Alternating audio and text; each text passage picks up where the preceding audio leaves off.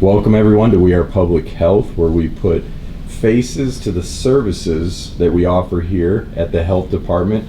And it is January, which is Radon Awareness Month, and we have Joe Frazier, Environmental Health Director, and Kyle Moore, Environmental Health Supervisor, here to talk with us more about radon awareness and what we can be doing in our homes as well to be safe. How are you guys doing today? Very good. How are you, man? I'm doing great. I'm behind the camera right now, so this is a little different for me. So first question, guys, right out the gate. Yeah. What is radon? Radon, we've heard it before. You probably heard it in response to when you're buying a house. That's the big thing nowadays. But in a simple state, radon, it's an element on the periodic table. It's a radioactive gas that is produced by the natural decay of uranium in the Earth's crust, through the soil, through the rocks. So when uranium decays, it produces this gas that can filter up into the home. Because it's radioactive, it is harmful, and we'll talk a little bit more about that too, but it's colorless and odorless. Radon, it's measured in these units similar to feet or meters. It's measured in this unit called picocuries per liter. It's PCI/L. Easiest way to think about it, lower the number, the more safe it is for you. Well, for us, it's 4 picocuries. Okay. And, so if you get a test back that says 4.1, how bad is that? Right. Or what if I get a 3.9? Sure. Is that something that I need to be excited about? And just to kind of give you a comparison, because people like that, 1 picocurie is the equivalent of 2.5 cigarettes per day. Oh. If that kind of helps you wrap your head around a scientific measurement. Mm-hmm.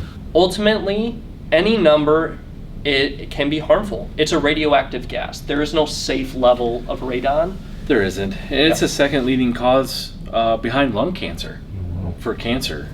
So to put that, we always hear about smoking. I mean, there's been lots of education about that, but radon is just behind that. Yeah. So it's nothing to mess around with. Yeah. So from the health effects side of things, can you guys elaborate a little bit more then on some health? So you said it's the second leading cause of lung cancer behind cigarettes. What are some other information that people could know regarding health effects of radon?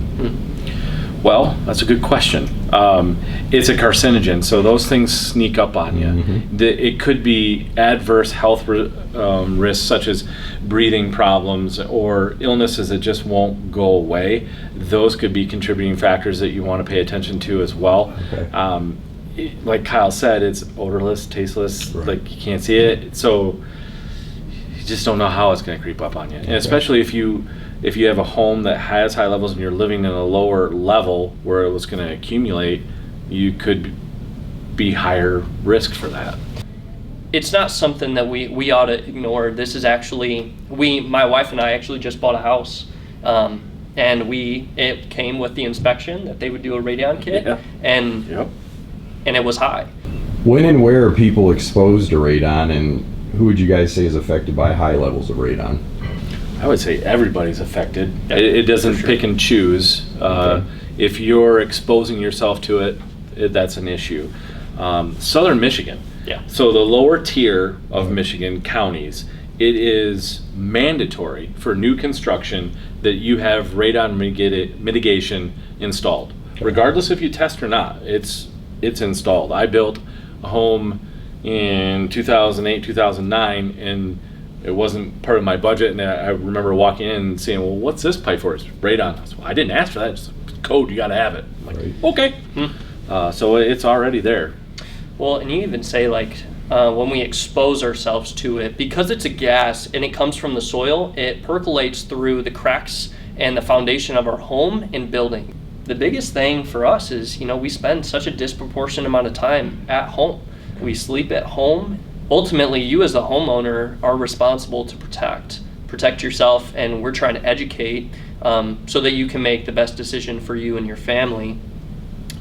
Colder seasons. That's what I was going to ask. Since we're in January and people have their houses closed up and ventilation is going to be minimal, obviously I would think that would pose a higher risk. And with those forced air furnaces, they're taking air from your entire house, basement, main level, if you have an upstairs, they're taking it, heating it, blowing it all over. So it's not just going to be in the basement. We tell you in the test kit to test at the lowest level in which you spend most of your time. Yep. But during the heating season, it's everywhere. Right. So with the winter months, you have your doors closed, you have the windows closed, you might even add insulation, and there's nowhere for that gas to exit until you leave or you open up a window. And So you guys use smoking as kind of a correlation to kind of give a perspective there. So would it be safe to assume then, though, for individuals that, let's say, smoke or vape, that this would be even Worse. more imperative or dangerous, if you will, on their health? yeah. Yeah, you're just Okay. you're piling on. Okay. Yeah. Pre-existing health conditions too, and that's not to, if that's a habit that you've had, it just should increase your awareness of that radon potential in your A home. very practical Yeah, thing. Yeah, absolutely. Definitely. Okay. So with all that being said, so we're talking, how does radon get into the house then? Like, how does it work its way into the home? It's everywhere. You guys said that. Like, how does it really just get into the home? Yeah, I mean, one of the big things, like with the foundation of a home, it's typically cement, right? Mm-hmm. And there's cracks within the foundation, and it's a gas. It's not limited to whether we can fit our way through it, Right. even if it's not visible. Right. Yep, it's going to creep up through. Exactly. Okay. And we even have homes that don't have concrete floors. Sure. Michigan Right. basements, right? Right. Oh, yeah, definitely. It's just a dirt basement, and so it's just the ground's porous. It's coming on up through it Right. everywhere. Right. So Well, what about, because that raised a thought for me. One thing that I had learned about when researching a lot of this. What about houses like mobile homes that don't have a basement or on footers, that aren't, what about those? that's a good point. So those homes are still at risk because you've got that home there with the skirting around it. So it's kind of capturing that, and it still has the potential to creep up in there. So it's still, even though you might not have a traditional slab or foundation, you still want to take precautions, and it's not a bad idea to test. It really isn't. Yeah. Yep. Okay.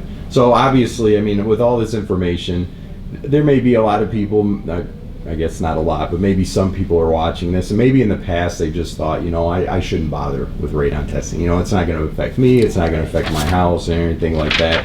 But obviously this information will probably spark maybe some curiosity, maybe an incentive for people to get tested. Yeah. Persons finally come to that place. How do they get tested? Like, what are the steps? Each one of our offices has a supply of radon test kits. I will preface this that they're always free any time of the year, but especially this time. They are not $1 million piece of testing equipment. Okay, it's a charcoal activated test that you bring into your home for 4 days. You hang at chest height. Lampshades work real great. It's hanging on their lowest level in which you live, away from a window or register. Okay. And after that 4th day, mark it on your calendar, put it in your phone, set a reminder. You pull it off. It's pre-posted. It should have your information on the back side of it filled out. You seal it up and you drop it in the mail, and unless things have changed, I remember it went to North Carolina, and then they send you the results back. We just see like a huge list at the end of the month they send us. We don't know particularly where you live, but we do see some of that. And that's when you get those Picacurry numbers back, is 4 above or 4 below. We get some wonkies every once in a while. You're like, I got 30. Well, that's really bad. Right. Come on back. Yeah, We'll get you another test. Yeah, and that's in what you just said, getting another test. With water samplings, very similar with radon. It's one test at one period of time. Yeah. Right. So it's indicative of what that radon level is at that moment. If it's free, get tests multiple times. Is there a limit to how many tests No, they can pick up? And this is something not just within South Michigan, not within just our 3-county agency, but across the entire state. Yeah. There's quite a bit of funding because radon levels have become more and more aware to us. So we want to be able to protect and educate. And if you're just wanting to communicate with friends and family, the ability, have them call their local health department if they're not in our agency. Yeah. Or you could hire a professional. That is not something you can't do. EPA, the Environmental Protection Agency, they also give out test kits. You can order them through there. And if you're interested in that, the phone number is 1-800-767-7236. I think they have a fancy word for the end of that phone number, but so with all that being said, you know, in kind of conclusion here, people are going out, they're getting tested and all that stuff. Let's say they are getting high levels of radon being read or shown in their home. What is it that they can install in their home, and when should they do that? So that's our radon mitigation system. I have one in my home where I currently live. There are two types. There's active and passive. Okay. Passive, basically what they're doing is if you have a cement slab, they're going down, they're punching a hole in the floor, sticking a pipe down in there through the pea gravel, and it vents up and out through your roof, just like a normal bathroom vent, like you see in everybody's home, right? So as the air goes across it, it creates a venturi, and it sucks the gas up and out into the atmosphere, out of your home. If you can get a straight shot. Kind of hard to do on homes that are existing, new construction, lots easier. Right. So let's say you can't get a straight shot, then that's when you have the active. Same methodology, sticking the pipe in the floor and venting out, but what they have is a small fan in there that uses less electricity than a light bulb, and it just slowly circulates that up and out. It draws air out to get those levels down. So we would recommend that as soon as you find out you have high levels, that you should probably, and you verified it through your testing, talk to a radon mitigation person that can be able to help you out with that. Yeah, and two, you know, we want you to consider it. Some of those systems, they range in price depending on the size of the home. When you have a high radon level, there's no requirement to have a mitigation system. It's your own personal home, unless it's a new build. If it exceeds 4, I would recommend, and I think we would all be on the same page, get another test. It can't hurt.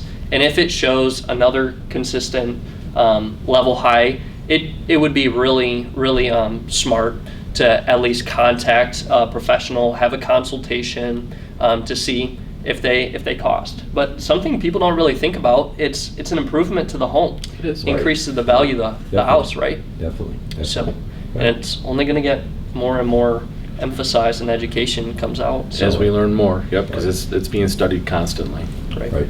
Fellas, this is great information. You guys got any closing thoughts, comments, anything you want to add on? Consider.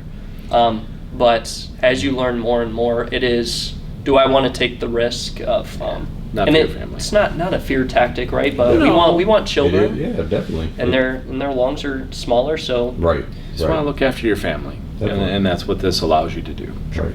Fellas, as always, the information, priceless, valuable. I learned a lot, and I thank you guys for taking the time. So once again, we'll make sure that we put this information up, all the information that you shared. Joe, Kyle, you guys are awesome. Thank you guys very much. Thanks, Josh.